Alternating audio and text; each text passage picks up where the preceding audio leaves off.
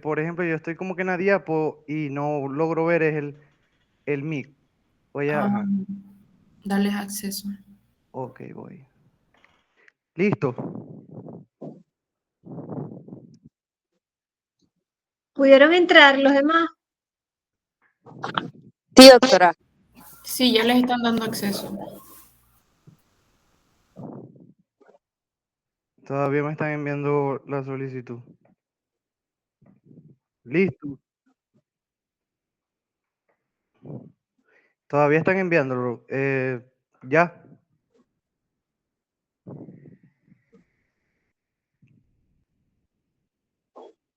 Ya va, porque me siguen enviando la solicitud. Olvídame si es que puede. Bueno, yo creo que ya. Ya va, me enviaron otra solicitud.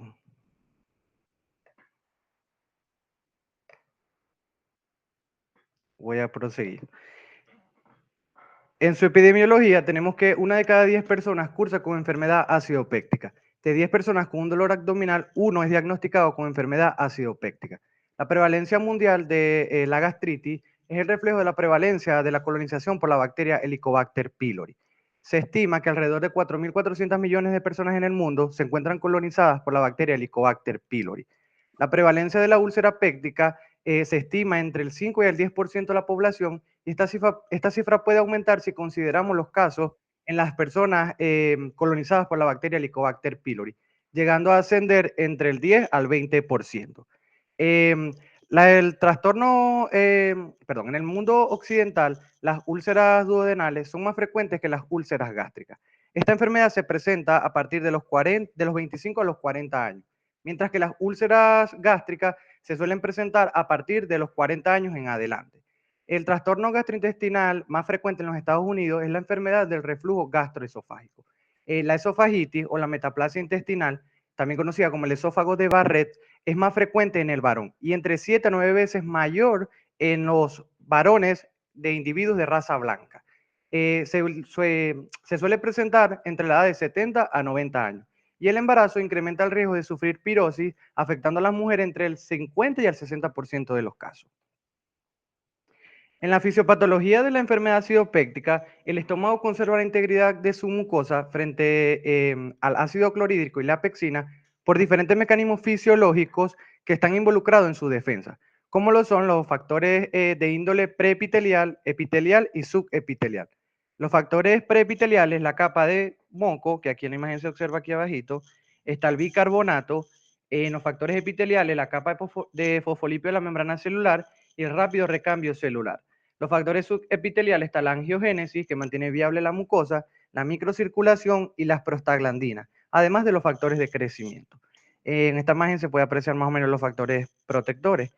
Y los factores agresores son aquellos que van a facilitar el desequilibrio de la balanza a favor de la enfermedad acidopéctica. En esto se van a encontrar los hidrogeniones para formar el ácido clorhídrico, la pexina, en esta imagen se puede apreciar, logran verlo aquí. Sí. Sí. La pexina, el etanol, que es el alcohol, el consumo de cigarrillo, el estrés, la hipoxia, isquemia, el consumo de AINE, el reflujo biliar y la radiación. Bueno, en esta imagen de la derecha podemos ver como una mucosa indemne sin ninguna lesión y del lado derecho se puede observar cuando hay un aumento, una disminución de los factores protectores y hay un aumento de estos factores agresores, lo que va a favorecer la enfermedad acidopéctica que se refleja en unas úlceras o en gastritis. Y en esta imagen se ve como ya hay una lesión de la barrera mucosa. En la etiopatogenia, tenemos que la enfermedad acidopéctica incluye dos grandes patologías, que es la enfermedad ulcerosa péptica y es la gastritis. La enfermedad ulcerosa péptica es un conjunto de signos y síntomas que se produce por una solución de continuidad que afecta y expone a la submucosa como consecuencia de este ácido clorhídrico que ya comenté. Las úlceras tienen un diámetro de 0,5 centímetros y ellas penetran la capa muscular de la mucosa. Aquellas lesiones que van a tener un diámetro menor a 0,5 centímetros se van a denominar erosiones. La causa principal de la formación de úlceras es la colonización por la bacteria Helicobacter pylori. La formación de úlceras en presencia de esta bacteria va a estar determinada por los factores del huésped, generalmente la respuesta inmunitaria, el consumo de alcohol, el cigarrillo o el estrés, y los de las bacterias. Los factores de la bacteria que incrementan el riesgo de sufrir una úlcera o la inflamación son la producción de los productos VACA, la inducción de grandes citocinas por la presencia de genes del islote de patogenicidad, una mayor adherencia al epitelio gástrico por la expresión de los productos proteicos de la bacteria, como las proteínas OIPA y BABA, que ellas están relacionadas con el daño epitelial, ya que ellas interaccionan con las células inflamatorias del huésped. Todos estos nombres raros, si recuerdan un poco micro, son los factores de virulencia de la bacteria Helicobacter pylori. Otra de las segundas causas más frecuentes y que está asociada con la formación de úlceras gastroduodenales está el consumo de antiinflamatorios no esteroideos. Se estima que del 2 al 4% de la población consume diariamente el ácido acetil salicílico, los derivados del ácido acético como el diclofenaco, la indometacina, el sulindaco, los derivados del ácido propiónico como el ibuprofeno, el naproxeno y el ketoprofeno. Este grupo de fármacos produce la formación de úlceras gastroduodenales por su poder inhibitorio sobre la ciclooxigenasa 1. Si recordamos en fármaco, va a inhibir a las prostaglandinas, por ende va a haber una disminución del flujo sanguíneo, una disminución de la síntesis de bicarbonato, del moco y una disminución del recambio celular rápido. Cuando existe una enfermedad ulcerosa que es negativa para el Helicobacter pylori y no está relacionada con el consumo de AINE, a este se le dice la enfermedad o se le define como la enfermedad ácido péptica idiopática. Esta está en aumento a medida que disminuye la colonización por la bacteria Helicobacter pylori. Otra de las causas asociadas con la formación de úlcera está la enfermedad ulcerosa maligna. La formación de úlceras gastroduodenales pueden ser consecuencia de una enfermedad ulcerosa maligna subyacente. En el caso del estómago está relacionada con el cáncer gástrico o con el linfoma de tejido linfoide asociado a la mucosa MALT. Mientras que en el duodeno está asociado con el adenocarcinoma duodenal primario o con los cánceres pancreáticos penetrantes. Puede también estar relacionado los tumores metastásicos como el cáncer de mama, el cáncer de tiroides, el cáncer de colon y el cáncer de riñones, además de los linfomas, los granulomas o el sarcoma de Kaposi. Otra causa sería los trastornos inflamatorios sistémicos, como se observa en la enfermedad de Crohn. Esta llega a afectar al tracto gastrointestinal proximal, formando úlceras de forma longitudinal irregulares. Y en el duodeno, estas se asientan en los pliegues de Kerkrin. La isquemia es cuando existe una estenosis o una oclusión del tronco celíaco o de la arteria mesentérica superior, se aumenta el riesgo de formar úlceras gástricas. Esto es muy frecuente en pacientes con edad avanzada que tienen un antecedente patológico de aterosclerosis grave. Las úlceras de Cameron, que son la presencia de una hernia del hiato esofágico de dimensiones considerables, puede incrementar el riesgo de una formación de úlceras. Comúnmente son asintomáticas y puede causar hemorragia. Las úlceras por estrés se presentan en pacientes que tienen alteraciones graves, como traumatismo, sepsis, fallas multiorgánicas, traumatismo cráneoencefálico y quemaduras extensas. ¿Me están enviando algún mensaje que sonó como... Sí, Sí. todavía están esperando otros estudiantes para que les des acceso. Sí, lo que pasa es que dijimos que la clase era a las 7:30. Yo creo que hay que tener respeto por el expositor también. No se pueden estar metiendo a cada rato. Están en su casa, recuerden. Entonces vamos a tener un poquito de respeto por el expositor porque no podemos estar interrumpiendo la clase. ¿Puede él colocar a otra persona que les dé acceso para que no lo interrumpan tanto? A Rosángel, no sé. No sé cómo sería. Yo con la tecnología soy un poquito... Una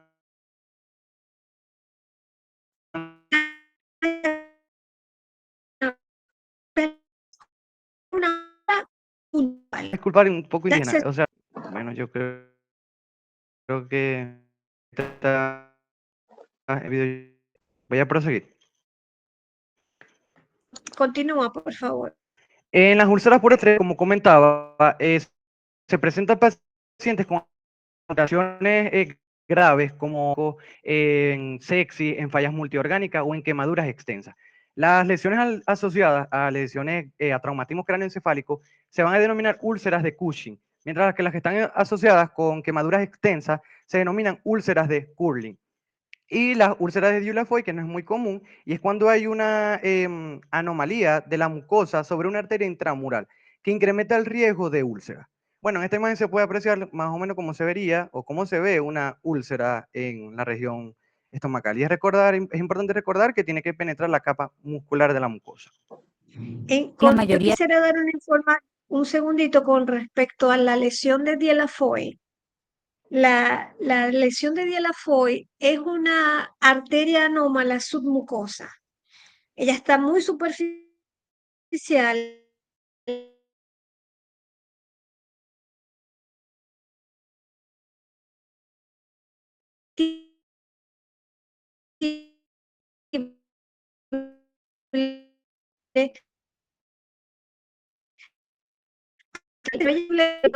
Y por raiva, vea, muchacho, tuve un caso, una abuela de 70 años aproximadamente, y entonces ella llegó a la consulta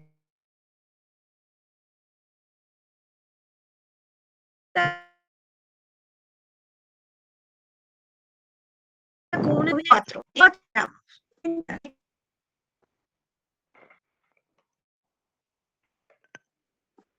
Bueno, aquí La traes un mayoría de las úlceras videito de cómo se pépticas ve más o son menos la causadas por una colonización de la bacteria bacteria, Helicobacter pylori. Helicobacter pylori, también conocida como H. pylori. Los científicos creen que esta bacteria puede ingresar a su organismo mediante agua o alimento contaminado, o mediante un contacto cercano con una persona infectada. Una vez dentro de su organismo, se asientan en la capa mucosa de su estómago o duodeno. Ahí vemos cómo A lesiona la medida que la mucosa. bacteria crece, dañan la capa mucosa, lo que permite que el ácido gástrico llegue al estómago o membrana duodenal. Juntos, el ácido gástrico y la bacteria pueden causar una úlcera. Algunas úlceras pépticas están asociadas al abundante uso de medicamentos antiinflamatorios no esteroideos, también conocidos como AINE, incluso la aspirina y el ibuprofeno. Estos medicamentos reducen la capacidad de su estómago y duodeno de protegerse de los efectos del ácido gástrico. Ok, siguiendo, existen varios síndromes asociados con la formación de úlceras. Uno de los principales es el síndrome de Zollinger-Ellison, que es una afección que se caracteriza por una hiperacidez que da lugar a una enfermedad ulcerosa péptica grave, generalmente por un tumor que produce gastrina, un gastrinoma, que se localiza en esa del páncreas o en el duodeno. Los pacientes presentan úlceras duodenales, vulvares y posvulvares. En algunos pacientes se llega a desarrollar como una neoplasia endocrina múltiple, generalmente relacionada con hiperparatiroidismo. El diagnóstico puede confirmarse mediante la elevación persistente de gastrina sérica en ayunas. Los síntomas generalmente es dolor abdominal, úlceras, diarreas, náuseas, vómitos y pérdida de peso. Otros síndromes asociados con hiperacidez hipergastrinémica es el antro gástrico retenido o la hiperfunción de las células G antrales. En esta imagen se puede apreciar lo que sería la formación de la úlcera en el síndrome de Zollinger-Ellison, y la gráfica de abajo podría ser como una representación de este tumor. Otro síndrome serían los síndromes hiperhistamínicos. Daniel, un segundito. Generalmente el síndrome de Zollinger-Ellison no solamente está compuesto del gastrinoma, ¿no? Él pertenece a lo que llamamos neoplasias endocrinas múltiples, es decir, que no solamente hay un tumor, por ejemplo, productor de gastrinoma, sino que hay tumores en otras glándulas. Y generalmente estos tumores tienden a ser malignos. Esto hay que tenerlo en cuenta. Generalmente son tumores malignos. Ok. De todas maneras, que se desarrolla como una neoplasia endocrina múltiple. Ajá. Otro de los síndromes asociados, el síndrome hiperhistamínico, la elevación persistente de la histamina produce la formación de úlceras debido a una estimulación crónica de las células parietales. Entonces, los síndromes que causan o cursan con elevación persistente de histamina está la mastocistosis sistémica, en la que hay una proliferación de los mastocitos en la médula ósea, en el vaso, en el hígado, en la piel y en el tracto gastrointestinal, a menudo asociado a la liberación de histamina. Los síntomas gastrointestinales son dolor abdominal, diarrea, pérdida de sangre, prurito, urticaria o exantema. Y el otro asociado sería la leucemia amiloide crónica con vasofilia, que es la hipersecreción de histamina que da lugar a las úlceras pépticas. La segunda patología asociada en la enfermedad ácido péptica se encuentra en lo que sería la gastritis. La gastritis es una inflamación de la mucosa gástrica por un aumento en el número de células inflamatorias. El término gastritis debe de reservarse solo para la inflamación demostrada histológicamente. La gastritis no es el eritema que se observa durante una endoscopía y el término no puede ser intercambiable por dispepsia. Algunas alteraciones gástricas que no cursan con inflamación se denominan gastropatía. En su clasificación tenemos que se puede clasificar en aguda o crónica. Además se puede clasificar según el segmento del estómago afectado, que puede ser el antro, el cuerpo o el cardia. La gastritis aguda es una inflamación polimorfonuclear, mientras que la gastritis crónica es algún grado de atrofia con pérdida de la actividad funcional que puede también recurrir a metaplasia. En la imagen a su derecha se puede observar arriba está lo que sería una gastritis aguda y abajo lo que ya sería una gastritis crónica. Además, también se puede clasificar en gastritis erosiva y no erosiva.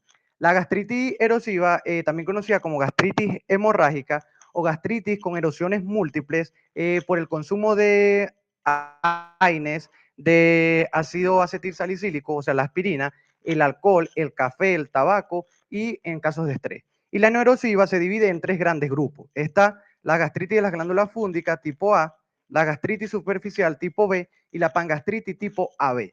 La gastritis de la glándula fúngica, ella está presentando tres patrones histológicos y se representa por gastritis superficial, por gastritis atrófica y por atrofia gástrica. Se preguntarán si es lo mismo. Pues no. La gastritis atrófica es aquella inflamación de la mucosa gástrica que va a conducir a una atrofia, mientras que la atrofia gástrica es ya la atrofia instalada por una mal curada o porque no hubo el abordaje necesario para la gastritis atrófica. Se puede representar como la imagen de su derecha que estoy señalando ahorita. ¿La ven?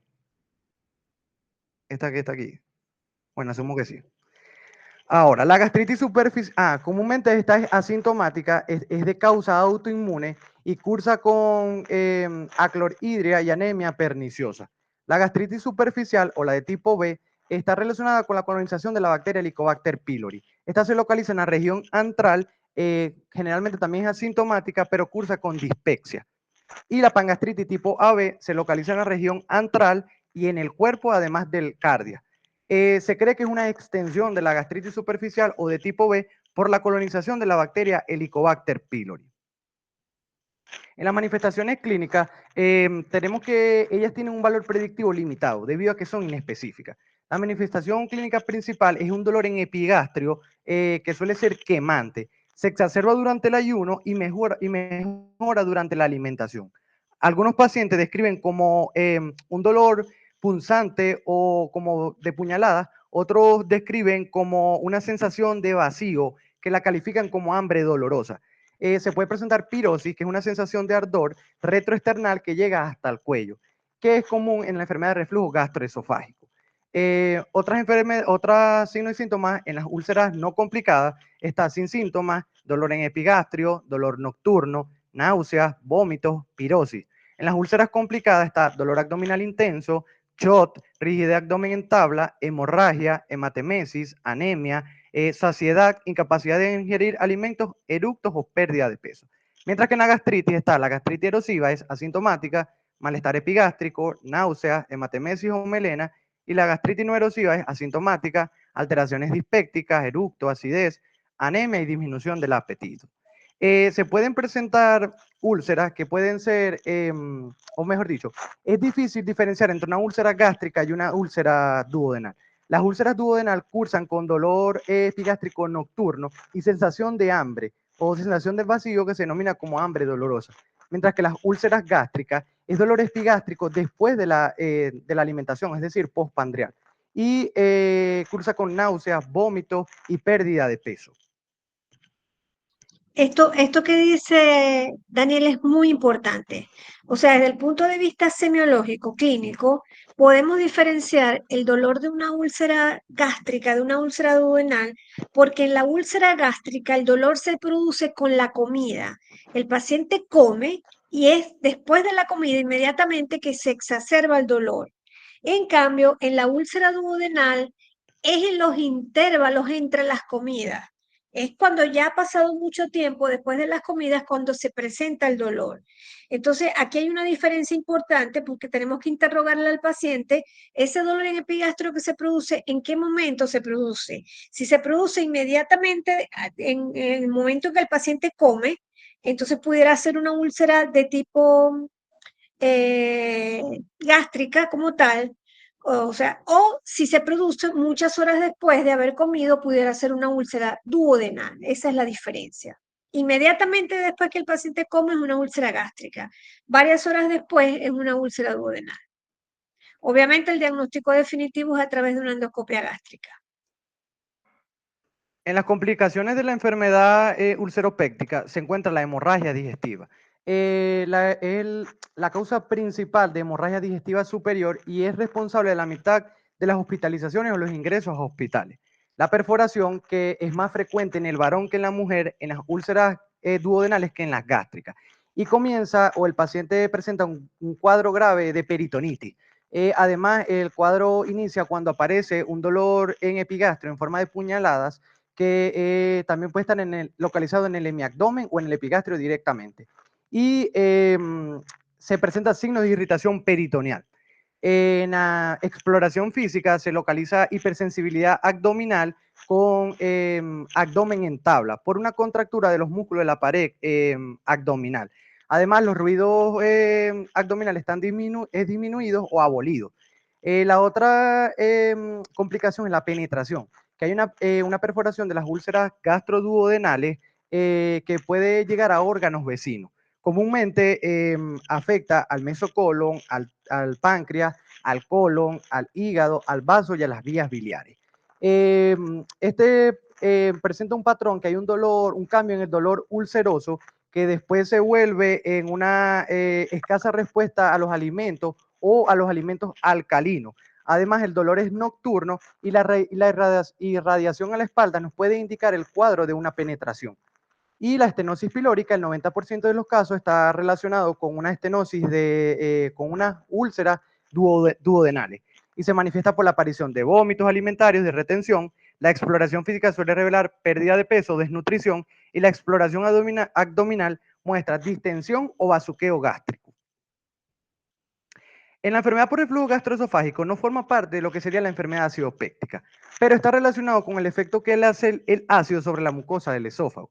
Entonces es una condición que ocurre cuando el reflujo del contenido gástrico provoca síntomas molestos o complicaciones esofágicas o extraesofágicas. En su etiopatogenia existe el mecanismo del reflujo. Hay una barrera antirreflujo que está formada por el esfínter esofágico inferior. A mi izquierda superior se puede observar en lo que sería el esfínter esofágico inferior. Está la crura diafragmática, que son estas dos rayitas aquí.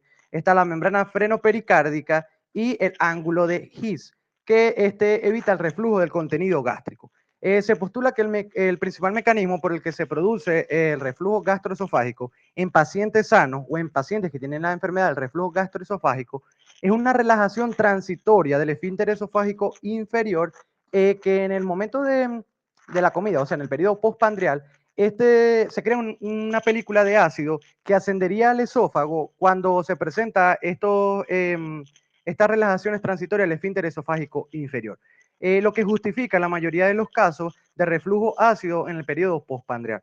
Además, la presencia de la hernia del hiato esofágico incrementa el riesgo de una esofagitis erosiva, del esófago de Barrett y del adenocarcinoma del esófago. Entre sus manifestaciones clínicas tenemos que principalmente se presenta la pirosis, que es una sensación de ardor que asciende desde el abdomen, el tórax y el cuello, que junto con la regurgitación constituye los síntomas típicos de la enfermedad del reflujo gastroesofágico. Se puede presentar disfagia esofágica, que se presenta como, o es un indicativo de un trastorno motor, que se presenta con disfagia intermitente para los alimentos tanto líquidos como sólidos. Está la odinofagia, que es el dolor desencadenado durante la deglución, el dolor torácico de origen esofágico, síntomas y manifestaciones respiratorias y otorrinolaringológicas. Está el asma por una aspiración del contenido ácido que al traspasar las vías respiratorias va a inducir al broncoespasmo. La tos crónica, la laringitis, la disfonía y el globo faríngeo. Además, se pueden observar lesiones en el tercio posterior de las cuerdas vocales como eritema o enrojecimiento y edema. También leucoplasias, lesiones vasculares malignas y granulomas. Y las complicaciones de la enfermedad por el reflujo gastroesofágico se localiza el esófago de Barrett, que es una sustitución del epitelio escamoso del esófago por un epitelio columnar especializado de tipo intestinal. Esto es como consecuencia de una enfermedad de reflujo gastroesofágico grave de larga evolución. En la imagen podemos apreciar lo que sería el epitelio normal de la mucosa. Se observan aquí arribita, así se vería el epitelio normal de la mucosa del esófago, y aquí hay una sustitución del esófago de Barrett o del epitelio columnar. El adenocarcinoma esofágico, que es un reflejo de la enfermedad del reflujo gastroesofágico también grave y de larga evolución. Este se asienta sobre segmentos de la mucosa metaplásica. En esta imagen se observa cómo hay masas, que se ve un poco raro, acompañado de inflamación y lesión. En la estenosis péptica esofágica es una inflamación que es reversible, pero esta cursa con edema, con infiltración celular, hay congestión vascular y hay depósito progresivo de colágeno, llevando a áreas fibrosadas que es irreversible. Bueno, en esta imagen podemos ver la obstrucción de lo que sería la luz del esófago. Y en el diagnóstico, principalmente nos basaremos en lo que sería la anamnesis. Vamos a investigar el dolor, la relación con las comidas, los antecedentes de enfermedad familiar, como el consumo de aspirina y otros antiinflamatorios, bebidas alcohólicas, el mate, el café y el tabaquismo. En los exámenes complementarios utilizaríamos la endoscopía o la videoendoscopía digestiva alta. Este sería el procedimiento de elección, no solo porque va a detectar la enfermedad ulceropéctica o va a detectar las úlceras pépticas, sino por su capacidad también de realizar el diagnóstico para la enfermedad de Helicobacter pylori, para diagnosticar el Helicobacter pylori y sus lesiones asociadas, como la gastritis atrófica, la cáncer gástrico, el linfoma asociado a la mucosa, o sea, MALT. También nos da un diagnóstico diferencial indirecto de lo que sería la enfermedad de reflujo gastroesofágico mediante la visualización de la mucosa del esófago. Las radiologías no están utilizadas, pero puede ser un examen complementario. En los métodos invasivos está la prueba de la ureasa, la demostración de la bacteria en muestras histológicas, y en los métodos no invasivos está la prueba de la urea aspirada, todo esto para diagnosticar la bacteria Helicobacter pylori. Y en los estudios de laboratorio se estudia el quimismo gástrico, además el diagnóstico diferencial para los estados de hiperacidez como la quilia gástrica, la hiperfunción de las células G antrales y el síndrome Zollinger-Ellison. Se va a determinar el pexinógeno y la gastrinemia. En la piachimetría de 24 horas es el procedimiento de elección para el reflujo gastroesofágico. Tenemos que consiste en una colocación de una sonda nasogástrica que se va a localizar a 5 centímetros del esfínter esofágico inferior, y este va a estar conectado a un dispositivo de registro que va a calcular o va a dar el valor del pH transcurridas las 24 horas. Ahora, la presencia de úlceras puede indicar unas úlceras benignas o las úlceras malignas. Una úlcera benigna es un cráter bien definido con pliegues mucosos radiantes sobre la base o sobre el borde de la úlcera, mientras que una lesión maligna son lesiones que tienen un diámetro de más de 3 centímetros y que estas se van a acompañar de masa. Se aprecian en la imagen, la de mi izquierda sería una lesión benigna. Observen bien cómo es el cráter, es una úlcera muy bien definida, mientras que la de la derecha se acompaña de masa. Y bueno, esa fue mi exposición por hoy. Esta fue la bibliografía de donde saqué la información. Y muchas gracias por su atención. Espero que les haya sido de provecho. Gracias. Daniel, ¿le puedes dar acceso a David? Listo. ¿Tienen alguna pregunta al respecto del seminario?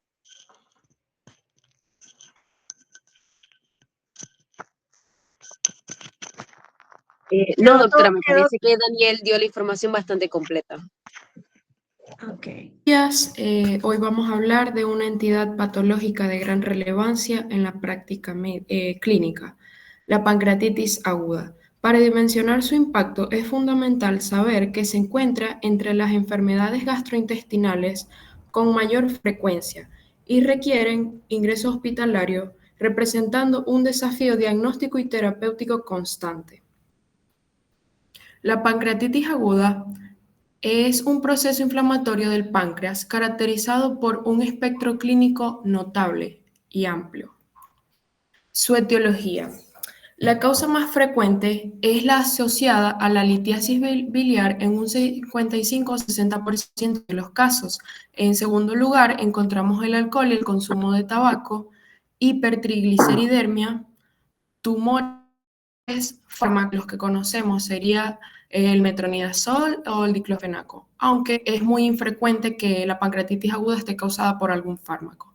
También encontramos pancreatitis postcolangiopancreatografía retrógrada endoscópica. Ok, su clasificación. Produce un daño variable en la glándula pancreática acompañado de infiltración por macrófagos y polimorfonucleares. Existe la pancreatitis intersticial o edematosa y la pancreatitis necrosante. Este cuadro lo realicé con fines de comparar ambas. En cuanto a la afectación del páncreas, en la intersticial o edematosa, como bien dice el nombre, es un edema inflamatorio, mientras que en la necrosante es necrosis del parénquima. Su pronóstico en la intersticial es excelente, mientras que en esta es grave. Las complicaciones sistémicas en la intersticial son poco frecuentes y en la necrosante son frecuentes y existe fallo orgánico. El riesgo de infección es bajo en la edematosa y alto en la necrosante. La frecuencia es la forma más común y en la necrosante es menos frecuente con un 15 o 20% de los casos. Su manejo clínico en la intersticial o edematosa es general y tiene un buen control de síntomas.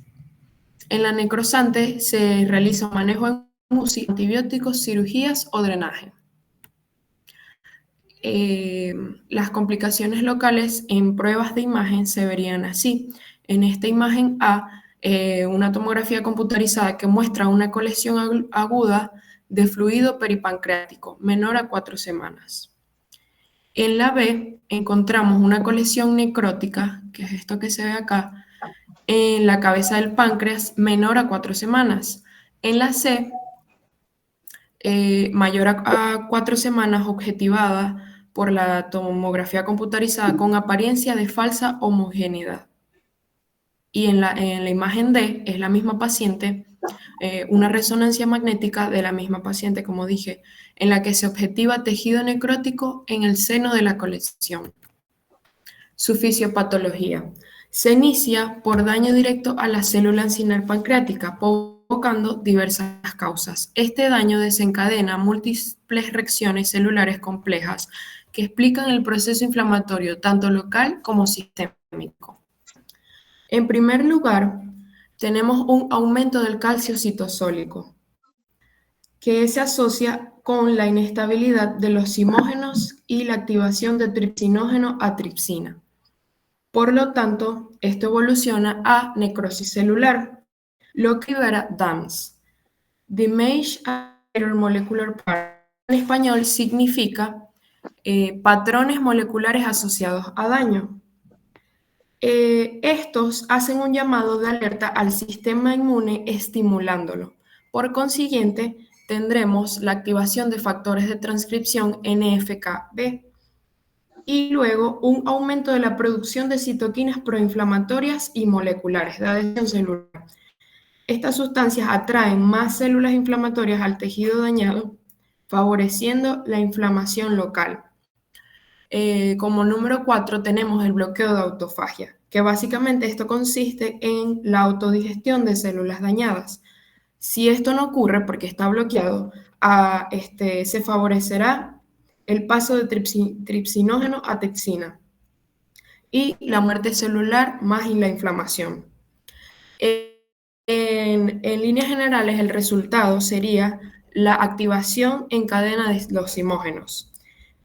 Bueno, sería una activación prematura de simógenos a enzimas activas. Entonces, los agentes etiológicos y las reacciones anteriormente comentadas favorecen el paso de tripsinógeno a tripsina, que es la enzima activa dentro del páncreas, lo que produce una reacción y la pancreatitis aguda, produciendo daño tisular. Sus consecuencias locales y sistémicas. Si este proceso inflamatorio es localmente intenso y hay una necrosis celular, se produce un efecto dominó que afectará todo el cuerpo, empezando por síndrome de respuesta inflamatoria sistémica. Y en esta parte encontramos que la pancreatitis aguda se asocia a un aumento de la permeabilidad vascular, permitiendo el paso de proteínas y líquido a los tejidos. Esto ocasionaría el síndrome de fuga vascular, que nos causaría fallo renal o circulatorio, depresión cardíaca o disminución del tono vascular, fallo respiratorio multifactorial. Y bueno, por lo tanto, si estas dos son masivas, tanto el síndrome de fuga vascular y el síndrome de respuesta inflamatoria sistémica, causarían esto más lo que nombré anteriormente. En cuanto al síndrome compartimental, es la elevación intraabdominal mayor a 20 miligramos de mercurio que se asocia con difusión orgánica de reciente aparición, porque los órganos que se encuentran en la cavidad abdominal estarían trabajando de estaría todo inflamado. Y la infección y complicaciones. Bueno, esto se basa en las complicaciones necróticas. Las colecciones necróticas pueden infectarse al ser colonizadas por bacterias del tubo digestivo, porque estas bacterias que son parte de la microbiota o que se encuentran en el tubo digestivo, se hacen una translocación o migran hacia esa parte que está necrotizada. Cuando hablamos del síndrome de respuesta inflamatoria sistémica, estamos hablando de un cuadro de shock séptico. Recuerden que a la final la pancreatitis aguda, lo más frecuente es que sea una pancreatitis aguda inflamatoria, lo normal, ¿ok? Pero si se complica con una pancreatitis aguda necrohemorrágica, que es un cuadro agudo, severo y muy mortal, pues obviamente esas reacciones necróticas, como dicen allí, se infectan y el paciente cae inmediatamente en un shock séptico. Por eso es que se produce entonces el síndrome de respuesta inflamatoria sistémica. Ok. La pancreatitis aguda y diabetes mellitus. Puede ser tanto una causa como una consecuencia de la pancreatitis aguda. Empezando, la diabetes mellitus como factor de riesgo para la pancreatitis aguda. Los pacientes con diabetes mellitus, especialmente mal controlada, tienen mayor riesgo a desarrollar hipertrigliceridermia y es una causa bien establecida para ocasionar una pancreatitis aguda. También los pacientes con diabetes mellitus tienen un riesgo de ocasionar colelitiasis, que es la causa principal de pancreatitis. En cuanto a la pancreatitis aguda como causante de la diabetes, se encuentra dentro de la clasificación etiológica de la diabetes mellitus como otros tipos específicos, en primer lugar con las enfermedades del páncreas. La inflamación y la necrosis destruyen las células betas del páncreas, que son las responsables de producir insulina. Esto resulta en una deficiencia de insulina, no solo de producción de enzimas digestivas. Por ello, la diabetes secundaria pasa de la pancreatitis. Sus complicaciones, bueno, se ha revisado la clasificación de... Disculpen, un momentito, Rosángel. Esto de la parte de la diabetes es muy importante Ajá. porque ¿qué ocurre cuando un paciente diabético un paciente presenta una pancreatitis?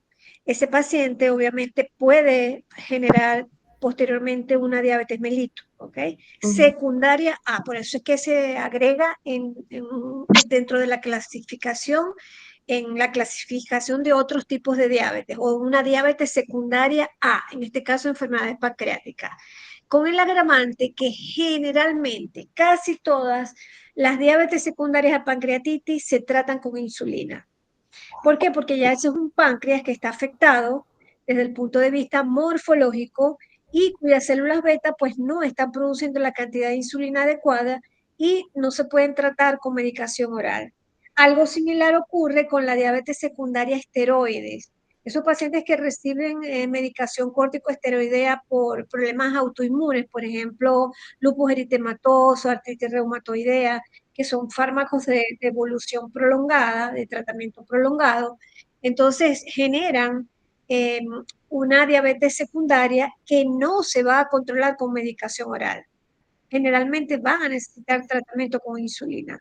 Y otra cosa que les quería mencionar es que ustedes van a ver en farmacología, cuando vean el tratamiento de la diabetes, como hay algunos fármacos que se han involucrado también en la génesis de la pancreatitis. Hay algunos fármacos que son capaces de producir también daño pancreático. Entonces hay que tener precaución con eso. Es para que lo tengan en cuenta y se acuerden cuando vean los fármacos. Claro. Ok. Se revisó la clasificación de Atlanta del 2013 que establece dos aspectos claves: las complicaciones locales y sistémicas de la pancreatitis aguda y una clasificación de gravedad validada clínicamente. Encontramos el grado de severidad leve, donde no se presentan complicaciones locales y sistémicas, y es la que tiene mayor frecuencia, el 65%. Moderada, que está asociada a mayor morbilidad y puede haber complicaciones locales o falla orgánica transitoria que se resuelve en 48 horas. Y la grave, que es de alta morbilidad y riesgo de mortalidad del 50% por falla orgánica persistente, con la frecuencia de 7%. Las complicaciones locales son consecuencias directas de la liberación de enzimas pancreáticas y la respuesta inflamatoria en el abdomen. Encontramos con lesiones pancreáticas y peripancreáticas, el dolor abdominal persistente, la trombosis venosa peripancreática, que serían las enzimas inflamatorias erosionando irritan las venas adyacentes provocando la formación de coágulos. Y en el pseudoaneurisma es una arteria cercana, como la arteria esplénica, por decir, se debilita por la acción digestiva de enzimas, formando dilatación pulsátil que tiene alto riesgo de ruptura y hemorragia masiva. No es muy frecuente esta. Infección de colecciones necróticas, que serían una infección por bacterias que translocaron hacia el sitio, y disrupción del sistema ductal pancreático. Su cuadro clínico. El cuadro clínico típico se manifiesta de una forma súbita y muy característica, sobre todo el dolor abdominal. La localización se encuentra en la parte superior del abdomen, epigastrio, hipocondrio derecho o izquierdo, que se irradia en forma de cinturón hacia los flancos de la espalda. Su intensidad es severa y persistente. Y esto no lo conseguí descrito en los libros, pero se dice que el paciente apoya una posición hacia adelante para calmar el dolor. Y los síntomas digestivos iniciales serían vómito frecuente en las primeras horas del cuadro, hilio paralítico en algunos casos con distensión abdominal y ausencia de ruidos intestinales. Esto de ausencia de ruidos puede estar relacionado con el hilio paralítico. Su diagnóstico. Se deben cumplir al menos 2 de los siguientes 3. El dolor abdominal, que es muy típico y característico de la enfermedad, en el epigastrio o hipocondrios irradiado hacia la espalda o flancos. La elevación de las enzimas pancreáticas, amilasa o lipasa, 3 veces al límite superior normal. El valor normal de la amilasa es de 30 a 110 y puede variar dependiendo del laboratorio. Y el de la lipasa es menor a 60 unidades por litro. Si nosotros tenemos un paciente que cumple con estas dos, no deberíamos de pedir una prueba de imagen, porque ya con estos dos los estaríamos confirmando. Sin embargo, si los niveles de amilasa o lipasa no son tan elevados o el dolor no es el típico de la enfermedad, deberíamos de pedir una prueba de imagen, ya sea una tomografía o una resonancia magnética, para diferenciarlo de otro cuadro clínico. El objetivo es identificar la causa subyacente para prevenir recurrencias, porque la pancreatitis aguda puede recurrir. Entonces, el primer escalón sería una anamnesis detallada sobre si el paciente consume alcohol, antecedentes familiares, dislipidemias, hiperparatiroidismo o algunos fármacos. La analítica básica, que sería calcio, triglicéridos, transaminasas, gamma glutamiltransferasa, que es una enzima hepática. En el contexto de la pancreatitis, una elevación de esta gamma glutamiltransferasa sugiere fuertemente una etiología biliar, o sea, un cálculo que está impactando la vía biliar. Y el volumen corpuscular medio es el tamaño promedio de los glóbulos rojos. Un volumen corpuscular medio elevado es un marcador indirecto de consumo crónico de alcohol, ayudando a identificar las posibles causas. La ecografía abdominal para detectar colestiasis o barro biliar. Bueno, en cuanto a la etiología biliar, se debe sospechar ante una elevación de las transaminasas significativa durante las primeras 48 horas. Y explicando este sistema de Baltasar, que también ayuda al diagnóstico, es un score radiológico que se utiliza en las tomografías computarizadas para evaluar la gravedad y el pronóstico de la pancreatitis. Se calcula sumando dos puntuaciones, el sistema de Baltasar más el CT-score, que este se evalúa según el grado de inflamación y este se evalúa según el grado de la necrosis pancreática. Si tenemos un número mayor a 5, estaríamos hablando de una pancreatitis aguda. Y la interpretación del puntaje sería de 0 a 3 puntos, pancreatitis leve. De 4 a 6 puntos en la suma de estas, una pancreatitis moderada. Y de 7 a 10 puntos, una pancreatitis grave. Este es un caso clínico que yo realicé para que ustedes pudieran también como que participar un poco. Entonces procedo a leerlo y pueden activar el micrófono para ustedes discutir cuál sería la respuesta. Un paciente de 45 años llega a urgencias con un dolor abdominal intenso en el epigastrio que se irradia en banda hacia la espalda, de 6 horas de evolución. Lo acompañan náuseas y vómitos. ¿Cuál de los siguientes hallazgos apoyaría más el diagnóstico de la pancreatitis aguda? A. Dolor tipo cólico en fosa ilíaca derecha. B. Elevación de la lipasa sérica a 450 unidades por litro. C. Presencia de heces con sangre roja y fresca. B. Se las pusiste muy fácil, Rosana. Esa está fácil. Okay. Ay, ya va. Y bueno, este es otro. Mujer de 50 años con antecedentes de colelitiasis ingresa por dolor abdominal en epigastrio, severo e irradiado a la espalda de 12 horas de evolución. La lipasa en 480 unidades por litro y la tomografía computarizada abdominal muestra pancreatitis aguda intersticial edematosa con una colección peripancreática. A las 72 horas, la paciente presenta fiebre de 38.5 grados Celsius, taquicardia y empeoramiento del dolor abdominal. En esta se debería A. Infección de colección peripancreática, B. Ilio paralítico o C. Pancreatitis crónica.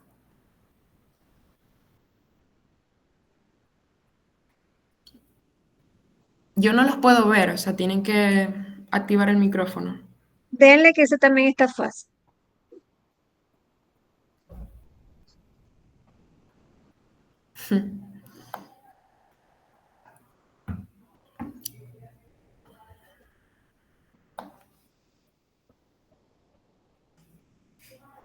Nadie.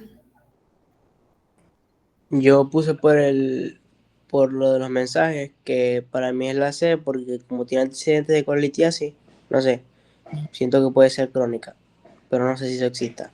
Entonces, Otra persona, esa no es. Porque ya esta fiebre a 38.5. O sea, yo en ningún momento nombré que la fiebre es característica de este cuadro clínico. Esta fiebre nos está indicando que se trata de una infección de la colección peripancreática. ¿Ya? Claro, exactamente. Ajá.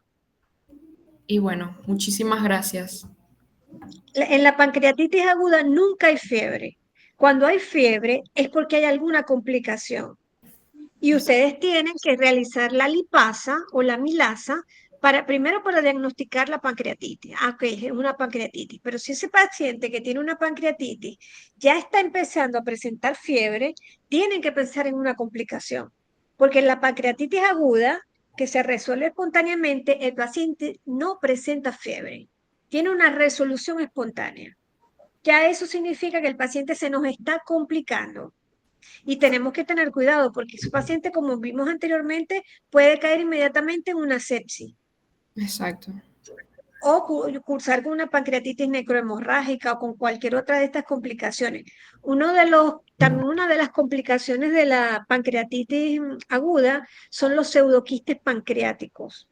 Ujú. Son pseudoquistes que se presentan y que hay que esperar, el paciente se hospitaliza, y esos son cuadros que tiene que resolver ya cirugía. Ya cuando tenemos un pseudoquiste pancreático, el caso deja de ser de medicina interna y pasa a ser de cirugía. Porque es cirugía quien se encarga de tratar ese pseudoquiste. Que si es pequeño se puede reabsorber solo, pero si es grande hay que drenarlo. Hay que drenar el pseudoquiste. Entonces esa es otra de las complicaciones de la pancreatitis.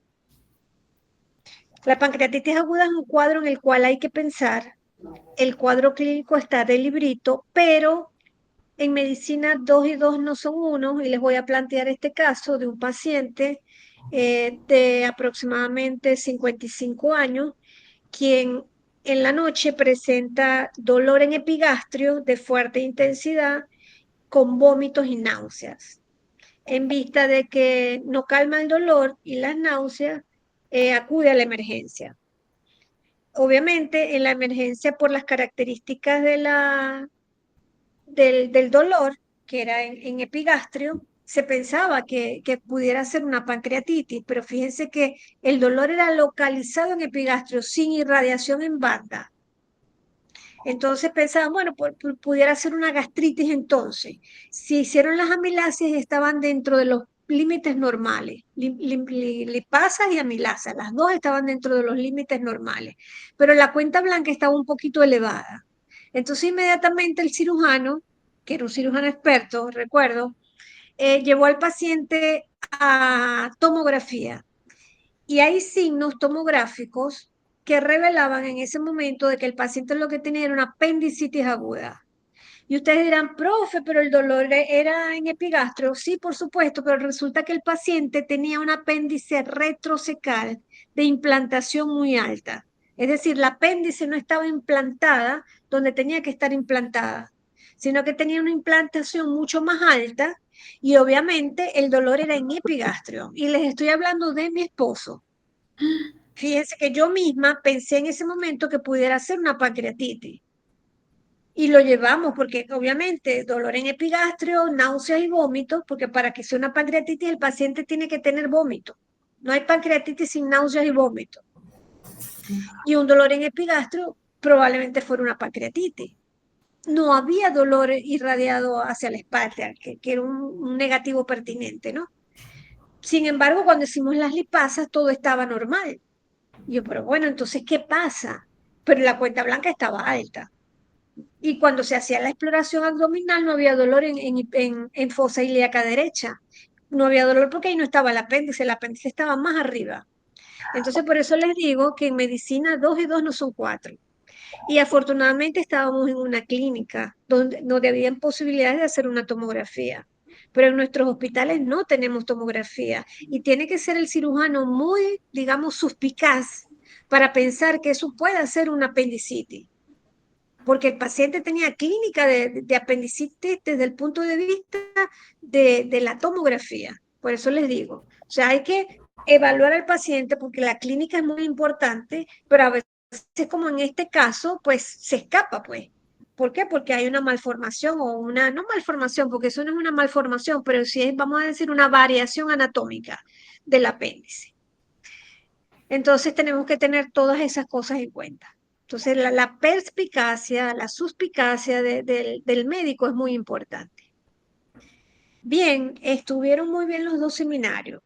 ¿A quién le toca el próximo seminario? ¿Tienen alguna duda de pancreatitis aguda? Doctora, Es un seminario muy sencillo, ¿ok?